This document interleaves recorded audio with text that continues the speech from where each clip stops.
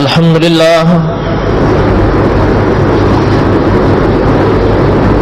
لله نحمده ونستعينه ونستغفره ونؤمن به ونتوكل عليه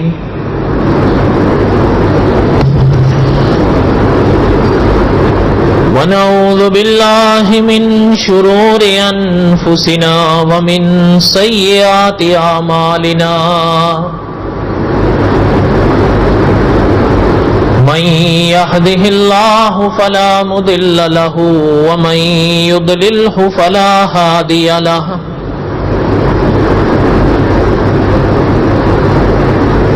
وأشهد أن لا إله إلا الله وحده لا شريك له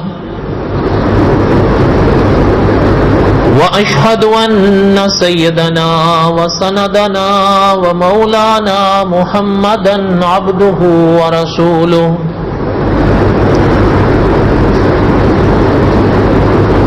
أما بعد أعوذ بالله من الشيطان الرجيم بسم الله الرحمن الرحيم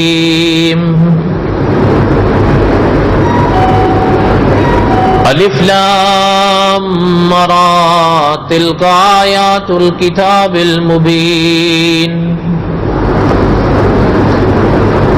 انا انزلناه قرآنا عربيا لعلكم تعقلون نحن نقص عليك احسن القصص بما اوحينا اليك هذا القرآن وإن كنت من قبله لمن الغافلين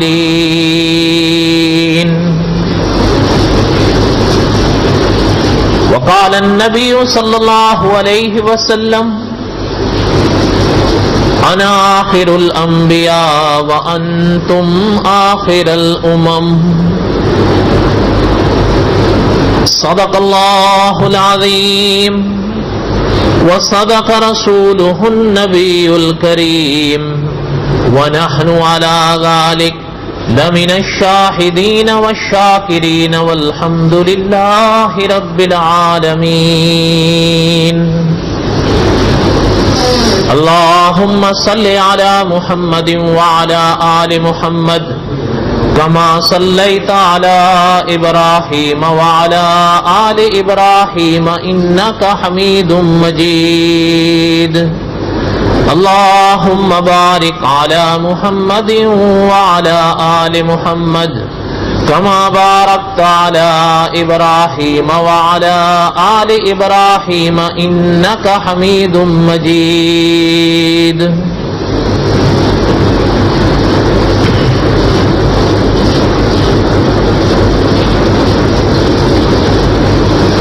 صاحب ایک ذرا ہیلپ کرو وہ پانی میں فریج بول گیا تھے رکھ دو ذرا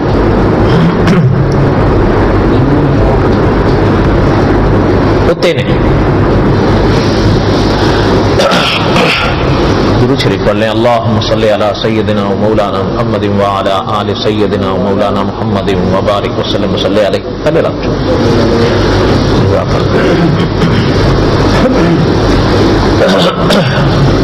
ہمہ قسم کی حمد و ثنا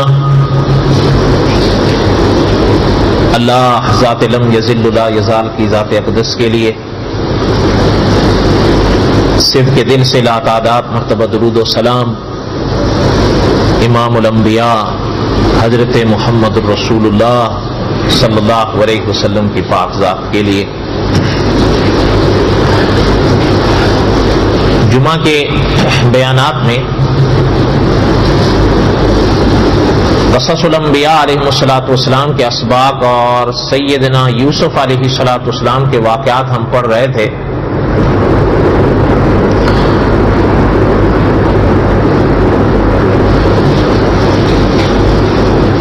کئی بار میں نے اس بات کو دہرایا ہے کہ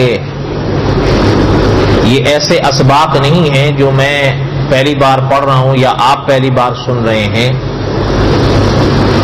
بلکہ آپ مدتوں سے سنتے آ رہے ہیں، بیان کرنے والے کر رہے ہیں، انشاءاللہ کرتے رہیں.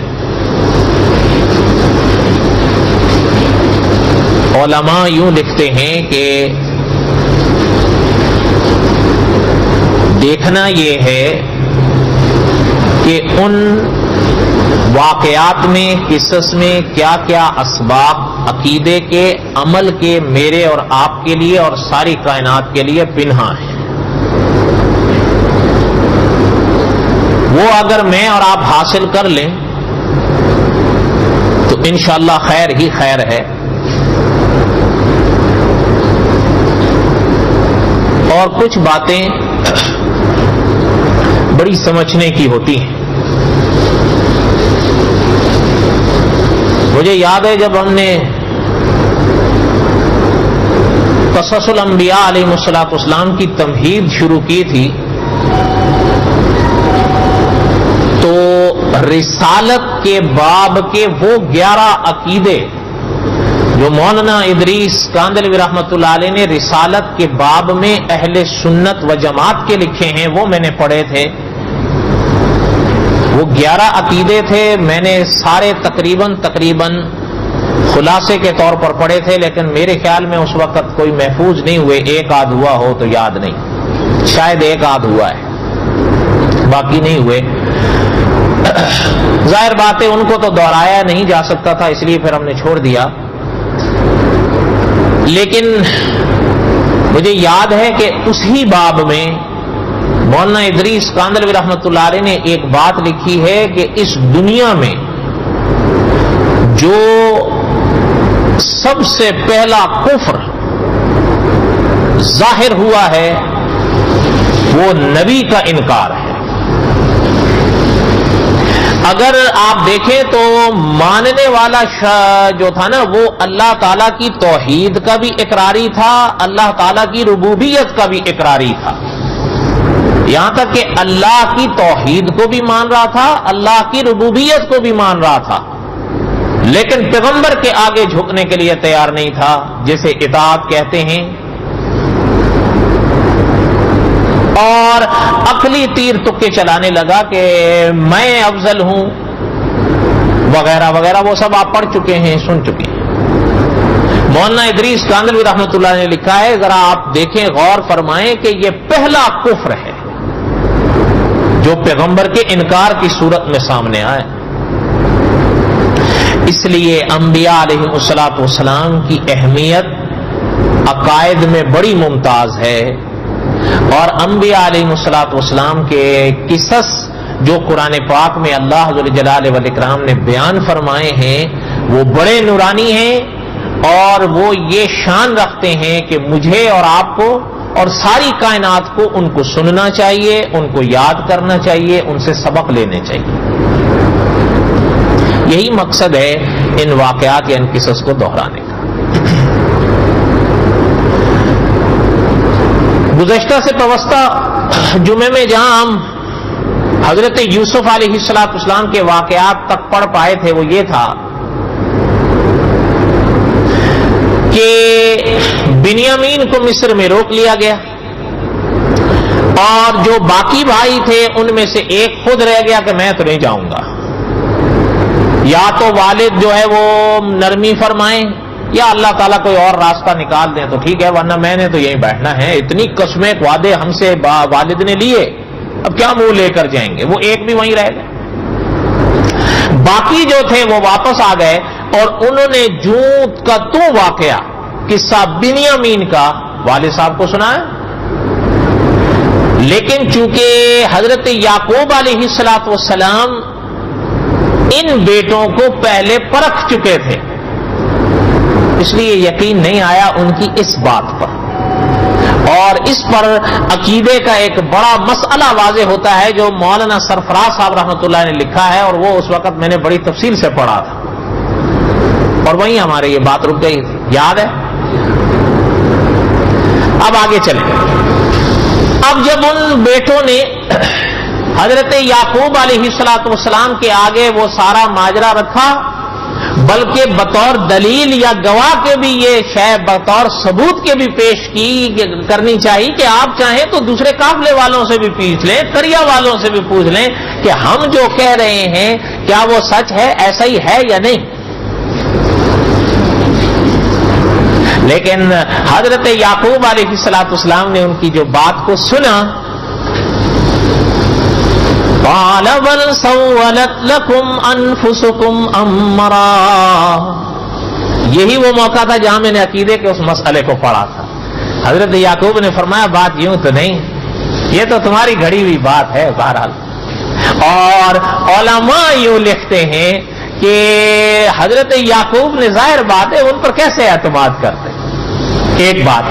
دوسری بات اکابر نے فرمایا، جو حضرت یعقوب نے فرمایا کہ بات ایسی نہیں ہے، یہ تو تمہاری بناوٹی بات ہے۔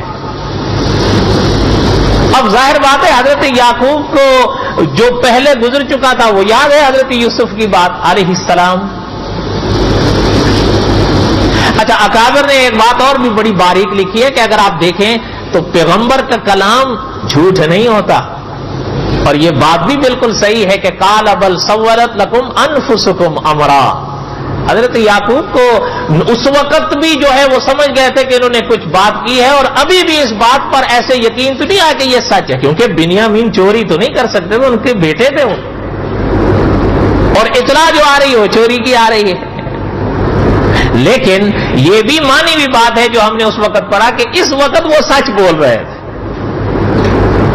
اس لیے علماء اہل سنت و جماعت نے اس موقع پر اس عقیدے کو دہرایا ہے جو مجھے اور آپ کو یاد رکھنا چاہیے کہ عالم الغیب یہ شان ہے صرف اللہ رب العالمین بس، اور یہ اپنا جو ہے نا یعنی لوازمات الہیہ میں سے ہے یہ شان۔ وہ ہم نے خیر پڑھ لیا، دعا کریں اللہ تعالیٰ کچھ یاد رکھنے کی توفیق دے۔ قال بل سولت لكم انفسكم امرا فصبر جمیل، وہی لفظ حضرت یعقوب نے پھر دہرایا ہے جو حضرت یوسف کے واقعے میں دہرایا تھا۔ قال بل سولت لكم انفسكم امرا فصبر جمیل، میرے لیے صبر جمیل ہی ہے۔ پیغمبر دیکھیں کتنے بڑی آزمائش میں ہیں، لیکن اس کے باوجود بھی صبر کا دامن نہیں چھوڑ رہے، بلکہ صبر جمیل کا دامن نہیں چھوڑ رہے۔ ایک ہوتا ہے صبر، ایک ہوتا ہے صبر جمیل، یہ تو خیر بہرحال آپ مجھ سے بہتر جانیں گے۔ البتہ ایک بات یاد آئی وہ بھی سن لیں، 5ویں صدی میں آپ صلی اللہ علیہ وسلم کی امت میں ایک عالم گزرے ہیں، علامہ ابن ابی دنیا رحمت اللہ علیہ۔ کتنا ہو گیا، 1000 سال ہو۔ انہوں نے ایک کتاب لکھی تھی اپنے زمانے میں صبر پر۔ صبر کس کو کہتے ہیں، صبر کی تفصیلات کیا ہیں، اس میں ایک بات بڑی عجیب حضرت نے لکھی ہے۔ حضرت نے لکھا ہے صبر کی 2 قسمیں ہیں اور صبر کی 10 صورتیں۔ بڑی انسان حیران ہوتا ہے، بلکہ اب ظاہر ہے ساری باتیں تو نہیں سنائی جا سکتی، لیکن ان 10 میں سے ایک سنا دوں آپ کو۔ مولانا نے لکھا ہے رحمت اللہ تعالی علیہ، بڑی عجیب بات ہے، اور یہ آپ خود بھی محسوس کریں گے، یا اگر پہلے محسوس نہ کی ہو تو اب کریں گے۔ حضرت نے لکھا ہے جو صبر کی 10 صورتیں ہیں نا، ان 10 صورتوں میں سے ایک صورت یہ ہے کہ نمازی 2 رکعت نفل پڑھا کرے، یہ بھی صبر کی ایک صورت ہے۔ حقیقت ہے جب انسان جو ہے نا 10 مثال کے طور پہ میں بات کر رہا ہوں، سنت پڑھ لے گا، فرض پڑھ لے گا، 2 رکعت سنت ظہر کی پڑھ لے گا، اس کے بعد انسان کو کہیں نہ کہیں خیال آ جاتا ہے یار فرائض واجبات سنت تو پوری کر لی، اب نفل تو ویسے بھی کوئی ضروری تو نہیں ہے۔ اب اگر اٹھ کر 2 رکعت نفل پڑھ لے گا، حضرت نے فرمایا یہ بھی صبر کی اقسام میں سے صورتوں میں سے ایک صورت ہے۔ اور اسی موقع پر وہ بات اگر آپ یاد کر لیں تو انشاءاللہ کبھی نفل چھوٹیں گے نہیں، جو حضرت عارفی رحمت اللہ علیہ نے فرمائی ہے، جو عارفین کا یہ حصہ ہے، فرمایا کہ جو فرائض ہوتے ہیں یہ خدا کی عظمت کا حق ہیں، جو نوافل ہوتے ہیں یہ خدا کی محبت کا حق ہے۔ اس لیے کوشش کیا کریں جان نماز کا موقع ملے تو آخر میں 2 رکعت نفل پڑھ لیا۔ خیر فرمایا کہ فصبر جمیل، قال بل سولت لكم انفسكم امرا فصبر جمیل، میرے لیے صبر جمیل ہی اچھا ہے۔ صبر جمیل کون سا ہے؟ ہو سکتا ہے اس وقت ہم نے پڑھا ہو، ایک بار پھر دوہرا لیتے ہیں، مجھے یاد نہیں۔ اپنا جن کی کتاب ہم قصص الانبیاء میں پڑھ رہے ہیں نا سبقن، مولانا محمد عبد الرحمان صاحب مظاہری، یہ پرانے علماء میں سے ہیں، اب بھی حیات ہیں، دعا کریں اللہ تعالیٰ ان کو سلامت رکھے۔ بہرحال اب ان کو دیکھنے سے پتہ چلتا ہے کہ اب چراغ کی وہ حالت ہے جو سحری کے وقت ہوتی ہے۔ یہ قیامت کی نشانیوں میں سے ہے کہ علماء حق اٹھ جائیں۔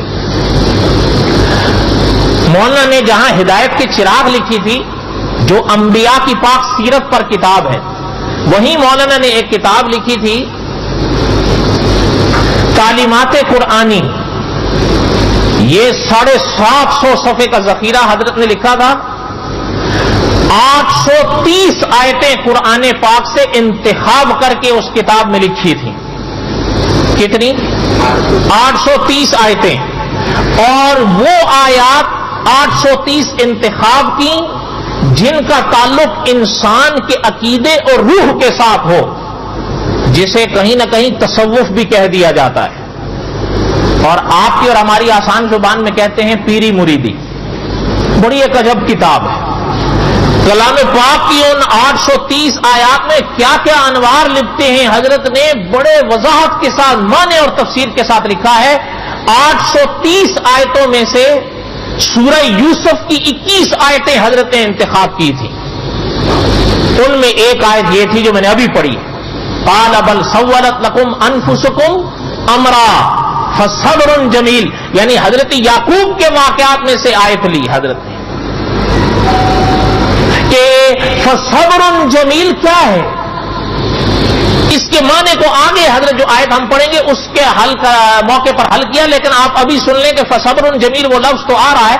حضرت نے لکھا کہ صبر جمیل کس کو کہتے ہیں، فرمایا صبر جمیل اس کو کہتے ہیں، مولانا عبد الرحمان صاحب نے لکھا ہے۔ لیکن یہ بات بھی سن لیں کہ حضرت نے یہ بات مولانا اشرف علی تھانوی رحمت اللہ علیہ کے حوالے سے لکھی ہے کہ حضرت تھانوی رحمت اللہ علیہ فرماتے تھے کہ صبر جمیل اس کو کہتے ہیں کہ خدا نہ کرے کسی انسان کو دکھ ہو، خدا نہ کرے کسی انسان کو غم ہو، خدا نہ کرے کسی انسان کو پریشانی ہو، تو وہ اپنے دکھ درد کا اظہار مخلوق کے سامنے نہیں خدا کے سامنے کرے۔ یہ ہے صبر جمیل۔ اس میں اگر آنکھوں سے آنسو بھی بہ پڑے تو کوئی بات نہیں۔ یہ اگر نبوت کے کمال کے خلاف نہیں ہے تو پھر اولیاء کے کمال کے خلاف کیسے ہو سکتا ہے؟ اس لیے اللہ کے آگے رونا کوئی بری بات نہیں ہے، اللہ کے آگے فریاد کرنا کوئی بری بات نہیں ہے، بلکہ حضرت تھانوی رحمت اللہ علیہ نے تو یہاں تک فرمایا، حضرت لکھتے ہیں کہ اللہ کے آگے اظہار بھی کوئی بری بات نہیں ہے، مخلوق کے آگے فریادی نہ ہو۔ بات سمجھ آئی؟ بڑی عظیم کتاب ہے، ہو سکے تو منگوا لیں، لیکن ہو سکتا آپ کو ملے گی مشکل، دہلی میں ملتی ہے اور آپ دہلی جائیں گے۔ وہ کیا کہتے ہیں آپ کے یہاں محاورہ بھی ہے نا، ہنوز دلی دور است، لیکن بڑی عظیم کتاب ہے، بڑی عظیم کتاب، اگر مل سکے تو اس کو منگوائیں۔ بڑی، میں نے میرے خیال میں سن 2007 میں پڑھی تھی، 11 سال ہو، لیکن الحمدللہ میرا حافظہ ٹھیک ہے، مجھے یاد ہے یہ بات۔ بہرحال کوئی بات آپ کو بھی سمجھ میں آئی؟ قال بل سولت لكم انفسكم امرا فصبر جمیل عسى الله ان يأتيني بهم جميعا۔ حضرت نے فرمایا کہ امید کرتے ہیں اللہ پھر ان کو میرے پاس لے آئے گا۔ جمع کا لفظ مفتی تقی عثمانی صاحب دامت برکاتہم لکھتے ہیں، اور علماء مفسرین نے بھی لکھا ہے کہ حضرت یعقوب نے اس مرحلے پر جمع کا لفظ استعمال کیا ہے، اور جمع عربی قاعدہ ہے کم از کم 3 مانگتا ہے، تو علماء مفسرین نے لکھا 3 ہی تو تھے، ایک حضرت یوسف تھے، ایک جناب بنیامین تھے، اور ایک وہ بیٹا تھا جو پیچھے رہ گیا تھا، تو 3 ہی تو تھے، تو جمع کا لفظ تو صادق آ رہا ہے نا۔ عسى الله ان يأتيني بهم جميعا، امید ہے اللہ پھر ان سب کو میرے پاس واپس لائے گا۔ انه هو العلیم الحکیم، اس لیے کہ اللہ علیم بھی ہے حکیم بھی ہے۔ دیکھیں پیغمبر کتنے صبر میں بیٹھے ہیں۔ وتولى عنهم وقال يا اسفا على يوسف، مدت کے بعد پیغمبر کے ہونٹوں پہ حضرت یوسف کا نام آیا۔ وَتَوَلَّى عَنْهُمْ وَقَالَ يَا أَسَفَا عَلَى يُوسُفَ ان بیٹوں سے رخ پھیر لیا پیغمبر نے. وتولا پھر گئے انہم ان سے. وتولا عنہم وقال یا اسفا علی یوسف, کہنے لگے ہائے یوسف. یہ شاہ عبد القادر محدث دہلوی رحمۃ اللہ علیہ نے لکھا ہے کہ اتنے زمانے کے بعد بھی صرف اتنا جملہ خدا کے آگے اظہار کی صورت میں کہنا کہ ہائے یوسف, یہ پیغمبر ہی کا حوصلہ ہے. اتنی مدت گزر گئی. بعض اکابر نے فرمایا 35 سال, بعض علماء نے فرمایا نہیں 35 نہیں 40 سال, بعض علماء نے لکھا ہے نہیں 35 نہیں 80 سال. وَتَوَلَّى عَنْهُمْ وَقَالَ يَا أَسَفَا عَلَى يُوسُف, کہنے لگے ہائے یوسف. بس اتنا کہا. وَبَيَضَّتْ عَيْنَاهُ مِنَ الْحُزْنِ فَهُوَ كَظِيمٌ, اللہ نے فرمایا غم کے مارے گھٹتے جا رہے ہیں. اور اللہ نے ارشاد فرمایا کہ فراق یوسف میں روتے روتے آنکھیں سفید کر بیٹھے میرے یوسف. بیٹے تو تھے نا, اور جو ہوتی ہے نا اولاد کی محبت, یہ تو فطری چیز ہے یا نہیں؟ وَتَوَلَّى عَنْهُمْ وَقَالَ يَا أَسَفَا عَلَى يُوسُفَ وَابْيَضَّتْ عَيْنَاهُ مِنَ الْحُزْنِ فَهُوَ كَظِيمٌ, آنکھوں کا نور گنوا بیٹھے. بعض اکابر نے فرمایا کہ آنکھوں میں سفیدی اتر آئی, اور مفسرین نے لکھا ہے یہ آپ بھی جانتے ہیں کہ جب نظر کی طاقت کم ہوتی ہے تو ان موتیوں میں سفیدی ظاہر شروع ہو جاتی ہے. یہ وہی موقع ہے. بعض اکابر نے فرمایا کم ہو گئی بہت, اور بعض علماء نے لکھا ہے تقریباً 6 سال بالکل ختم ہو گئی. وہ پیغمبر دیکھ نہیں سکتے تھے, فراق یوسف میں روتے روتے یہ مدت گزار. امتحان تھا پیغمبر کے لیے, اور اتنے سخت امتحان انبیاء کے ہی ہوتے ہیں علیہم الصلوۃ والسلام, اس لیے کہ جن کی شان زیادہ ہوتی ہے تو پھر امتحان سخت ہوتا ہے. اس لیے اکابر نے فرمایا کبھی امتحان آ جایا کرے تو گھبرا نہیں جایا کرو. کبھی کبھی امتحان خدا کی عنایت کی صورت میں آتا ہے آپ کے مقام کی وجہ سے, وہ آزمائش ہوتی ہے. اس موقع پر صبر کرنا ہے یا واویلا کرنا ہے؟ مانگو نہیں, آ گیا تو پھر صبر کرو, لیکن واویلا نہیں کرنا ہے. آپ ہو سکتا ہے میری بات کے ساتھ اتفاق نہ کریں. ہمارے ملک کے ایک صوبے میں ایک پیر صاحب تھے, پتہ نہیں ابھی زندہ ہے یا فوت ہو گیا بیچارہ, واللہ عالم. میں اس سندھ اپنا صوبے کا نام نہیں لیتا تاکہ شاید کسی کے دل پہ بوجھ نہ گزرے. وہ ان کا ایک طریقہ تھا, یہ باقاعدہ یہ نہیں کہ میں آپ کو الف لیلا سنا رہا ہوں, یہ واقعہ ہے کہ جو کتابوں میں لکھا ہے کہ اس کے ہاں جو شخص بھی جاتا تھا نا بیعت ہونے کے لیے کہ جی مجھے آپ سے بیعت ہونا ہے, وہ سب سے پہلے کہتا تھا اس کو کہ بھائی دیکھو اگر میری بیعت کرنی ہے تو پہلے سوچ لو. نہیں جی میں نے سوچ لیا. اچھا اگر بیعت کرنی ہے نا تو سب سے پہلے اگر تیرے چہرے پہ داڑھی ہے اس کو صاف کر, مونڈ دے. ایک بات. دوسری بات, نماز کی کوئی پابندی نہیں کرنی ہے, کبھی پڑھ لی بس ٹھیک ہے فبہا, ورنہ کوئی ضروری نہیں ہے.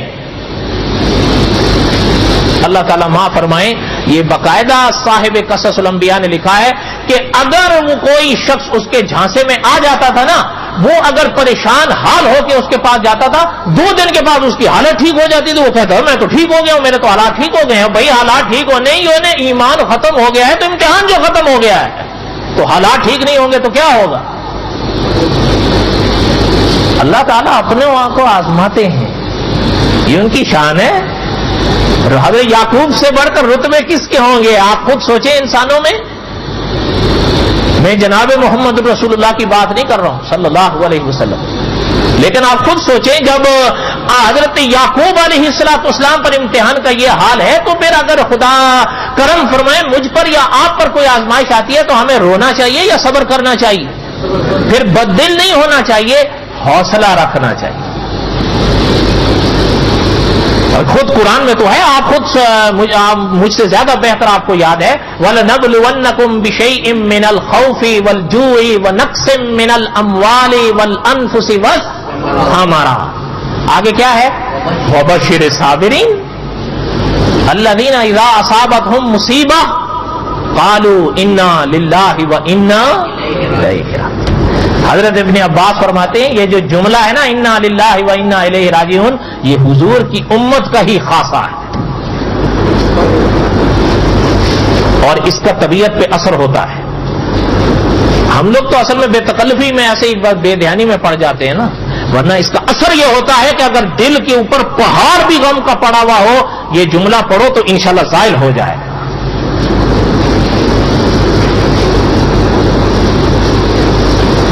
حضرت یعقوب علیہ السلام کی نگاہوں کے بارے میں علماء مفسرین نے لکھا کہ تقریباً 6 سال تو بالکل چلی گئی، امتحان تھا پیغمبر پر.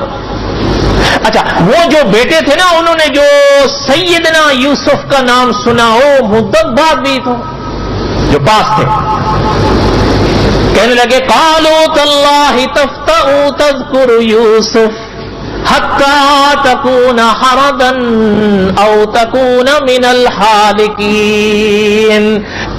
آج تک یوسف کو نہیں بھول رہے ہو آپ؟ بعض علماء نے فرمایا ہے یہ بطور تان کے تھا، یوسف کے حوالے سے جو انہوں نے کہا، لیکن کچھ علماء نے لکھا نہیں، اس موقع پر تان کے نہیں، ترس کے طور پر تھا. کوئی باتیں آپ کو بھی سمجھ میں آ رہی ہیں میرے دوستو؟ اچھا، اب جب حضرت یعقوب علیہ السلام نے یہ بات سنی نا ان سے کہ بچے یہ کہہ رہے ہیں، تو حضرت یعقوب علیہ السلام نے جواب دیا قال انما اشکو بثی وحزنی الی اللہ وَأَعْلَمُ مِنَ اللَّهِ مَا لَا تَعْلَمُونَ. حضرت یعقوب نے فرمایا میرے بیٹو قال انما اشکو بثی وحزنی الی اللہ، میں اپنے آنسو، اپنی فریاد، اپنی آہیں صرف خدا کے آگے پیش کر رہا ہوں، تمہارے آگے تو نہیں پیش کر رہا ہوں، تمہیں کیا ہے؟ قال انما اشکو بثی وحزنی الی اللہ وَأَعْلَمُ مِنَ اللَّهِ مَا لَا تَعْلَمُونَ، اور خدا کے بارے میں جو میں جانتا ہوں وہ تم نہیں جانتے.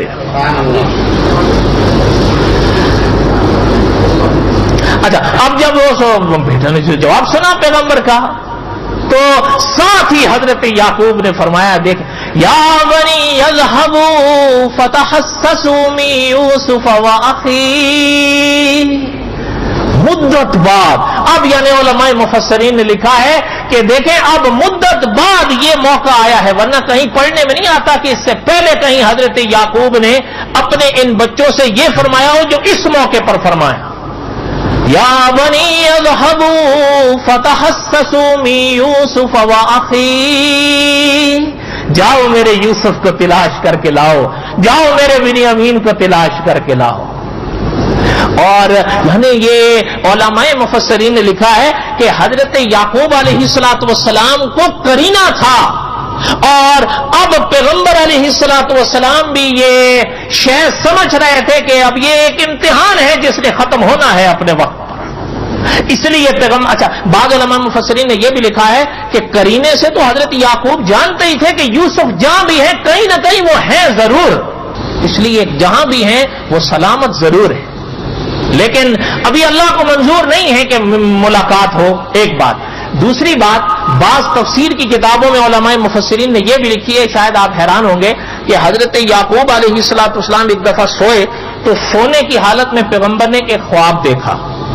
اور یاد رکھیں پیغمبر کا خواب علماء اہل سنت و جماعت نے لکھا ہے کہ یہ وحی ہوتا ہے. خدائی پہرے رہتے ہیں پیغمبروں کے پاک وجود پر، پیغمبروں کے پاک دل پر. شیطان جیسے ان کے جاگنے کی حالت میں ان کے پاس آ کر حملے نہیں کر کے گزر سکتا، اسی طرح خوابوں میں بھی پیغمبر کے شیطان نہیں گزر سکتا.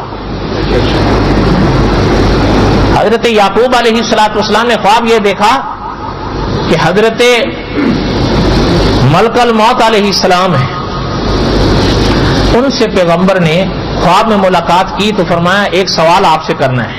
یہ علماء مفسرین نے لکھا ہے تفسیر کی کتابوں میں. انہوں نے کہا جی حضرت پوچھیں. فرمایا کہ آپ کے ذمے اللہ نے رکھا ہوتا ہے ابن آدم کی روحوں کو قبض کرنا، یہ تو صحیح ہے نا؟ تو میں آپ سے صرف یہ پوچھنا چاہتا ہوں آج تک یہ جتنا زمانہ گزر گیا ہے میرے یوسف کی روح بھی قبض کی ہے آپ نے؟ تو حضرت ملک الموت علیہ السلام نے فرمایا کہ حضرت ابھی تک حضرت یوسف کی روح میں نے قبض نہیں کی. تو علماء مفسرین نے لکھا یہ دو قرینے تھے جس سے حضرت یعقوب کو یہ یقین تھا کہ میرے یوسف کہیں نہ کہیں زندہ سلامت موجود ہے. جب اللہ کو وہ منظور ہوگا تو پھر ملاقات بھی ہو جائے گی، جب امتحان ختم ہوگا تو پھر ملاقاتیں بھی ہوں گی۔ اس لیے فرمایا کہ یا بنی یذهبوا فتحسسوا من یوسف واخیہ، جا کر یوسف اور ان کے بھائی کو تلاش کرو۔ ولا تیأسوا من روح اللہ انہ لا ییأس من روح اللہ الا القوم الکافرون۔ فرمایا میرے بچوں کبھی مایوس نہیں ہونا، تم تو مایوس ہو کر بیٹھ گئے ہو، اللہ کی رحمت سے مایوس صرف کافر ہوا کرتے ہیں۔ پیغمبر کے الفاظ دیکھیں، یہ جملے سوائے پیغمبر کے اور کہہ کون سکتا ہے؟ یا بنی یذهبوا، کہ جا کر تلاش کرو میرے یوسف کو ان کے بھائی کو۔ ولا تیأسوا من روح اللہ انہ لا ییأس من روح اللہ الا القوم الکافرون، کہ جو مایوس ہوتے ہیں خدا کی رحمت سے وہ کافر مایوس ہوتے ہیں، ایمان والے خدا کی رحمت سے کبھی مایوس نہیں ہوتے۔ اس لیے اپنا مصنف عبد الرزاق کے حوالے سے مولانا عبد الحمید سواتی رحمۃ اللہ علیہ نے ایک بات لکھی ہے اپنی تفسیر کی سورہ یوسف کی آیت میں، وہ بھی سن لیں کہ حدیث کی کتابوں سے پتہ چلتا ہے کہ کچھ گناہ بڑے ہوتے ہیں، ان میں ان پر بھی 3 کو اور اوپر رکھا گیا ہے۔ کتنوں کو؟ اس مقام پر۔ ان میں پہلا یہ ہے غلط عقیدہ، جسے شرک کہتے ہیں، شرکیہ عقیدہ۔ خدا نہ کرے یہ کسی عقیدے میں ہو اور وہ عقیدہ وجود کے ساتھ اس جہان سے اس جہان چلا گیا، اس کی بخشش کا کبھی سوال ہی پیدا نہیں ہوتا۔ ایک دوسرا، یہ میرے اور آپ کے سمجھنے کے لیے قصص الانبیاء آپ سن رہے ہیں، سنتے رہیں گے انشاءاللہ، یہ کچھ باتیں پلے تو باندھ لو۔ دوسری بات میرے اور آپ کے لیے ہے، اس کو گرے میں باندھ کے چلے جاؤ کہ یہ ایک بڑا گناہ ہے شرک کے گناہ کے بعد کہ کوئی انسان خدا کے خوف سے بے فکر ہو جائے، اسے فکر ہی نہ رہے، جو گناہ مرضی آئے کرتا چلا جائے، شراب ملے وہ پی جائے، خنزیر ملے وہ کھا جائے، حرام ملے وہ ٹھوس جائے، زنا ملے وہ کر جائے، یہی سوچ سوچ کے بس یہ اللہ تعالیٰ غفور الرحیم ہے۔ اور اللہ کے بندو، اگر اللہ تعالیٰ غفور الرحیم ہے اس میں کوئی شک نہیں، لیکن وہی قرآن تو حدیث بتاتا ہے کہ اللہ قہار بھی ہے، اگر اللہ کی گرفت میں کوئی آ گیا تو پھر بچ نہیں سکے گا۔ اس لیے کوشش کیا کریں کہ جو خدا نہ کرے، ابھی میں نے پہلے آپ سے عرض کیا نا کہ صبر کی کتنی صورتیں ہیں ابھی بتائی ہیں، ان میں سے ایک میں نے سنائی، ایک اور بھی سن لو۔ حضرت نے لکھا، علامہ ابن ابی دنیا رحمۃ اللہ علیہ کی بات، حضرت نے لکھا کہ 10 صبر کی صورتوں میں سے ایک صبر کی صورت یہ بھی ہے کہ کوئی گناہ کا موقع آ جائے انسان نہ کرے خدا کی خاطر، یہ بھی صبر ہے اور یہ بہت بڑا صبر ہے۔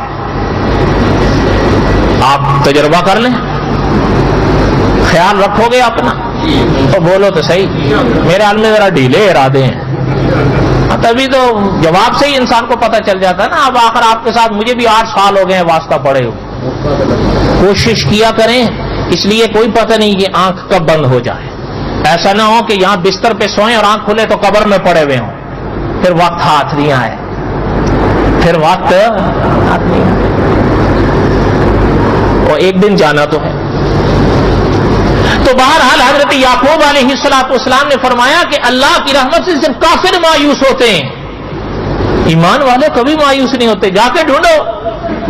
اب چلے پھر بھائی حضرت یوسف کے، اور مولانا عبد الرحمان صاحب دامت برکاتہم اپنی کتاب تعلیمات قرآنی میں لکھتے ہیں کہ اب پھر قافلے کی صورت میں دربار یوسفی میں پہنچتے ہیں، اور یہ دربار یوسفی میں ان کی تیسری حاضری تھی۔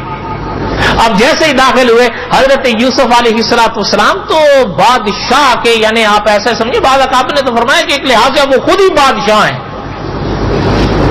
اور تاج پہن کر سامنے آئے۔ اچھا اب یہ بھی داخل ہوئے اور سامنے آئے، اب اصل میں یہ پہلے تو آئے حضرت یوسف کے پاس، حضرت یوسف کا تو پتہ تھا نہیں ان کو، لیکن بنیامین کا پتہ تھا، تو سوچا انہوں نے، یہ علامہ شبیر احمد عثمانی رحمۃ اللہ علیہ نے لکھا ہے کہ انہوں نے یہ سوچا کہ ابھی ان کا تو پتہ نہیں کہ یوسف علیہ السلام کہاں ہیں، بنیامین کا پتہ، پہلے ان کو تو لے لیں، اور ساتھ میں کچھ تھوڑی سی پونجی بھی لے آئے تھے کہ قحط کا دور تھا، گھر میں بھی کچھ نہیں بچا تھا، کہ بنیامین کو لے لیں، کچھ غلہ بھی لے لیں، پھر یوسف کو بھی تلاش کرتے ہیں علیہ السلام۔ اور صاحب قصص الانبیاء لکھتے ہیں ان کے آگے جو جملے آ رہے ہیں قرآن پاک میں، اس سے پتہ چلتا ہے اب ان کی بھی آکر واکر سب نکل گئے. وہ تو پیسے دے رہے تھے، اس لیے ان کا مطالبہ بطور ایک احسان کے تھا. بات سمجھ آئی آپ کو؟ اللہ تعالیٰ آپ کے ہم سب کے حامی و ناصر ہوں. وما علینا الا البلاغ المبین. سنت پڑھ